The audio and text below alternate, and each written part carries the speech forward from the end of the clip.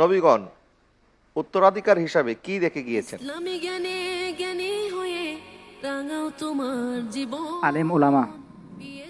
আলেম ওলামা রেখে গেছেন। আল ওলামা ওয়ারাসাতুল আম্বিয়া। আলেমগণ নবীদের ওয়ারিস। ব্যক্তি হচ্ছে রেখে যাওয়া, আর সেটা হচ্ছে অর্জন করা। যারা অর্জন করে ফেলেছে এদেরকে বলা হয় আলেম। কিন্তু নবীজি কি রেখে গেছেন? ওয়ারাসত হিসাবে কি রেখে গেছেন? উত্তরাধিকার হিসাবে কি রেখে গেছেন? কোরআন এবং আহলে বাইত। কোরআন এবং সুন্নাহ। আহলে বাইত। ইসলামে আঁকড়ে কোরআন এবং আহলে বাইত। নবীজি সাল্লাল্লাহু আলাইহি ওয়াসাল্লাম উত্তরাধিকার হিসাবে রেখে গেছেন এলেমকে, এবং যারা সেই এলেম অর্জন করে তাদেরকে আলেম বলে।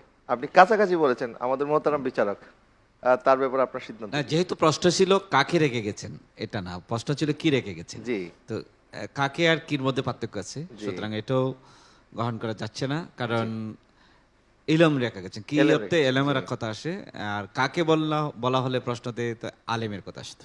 জি।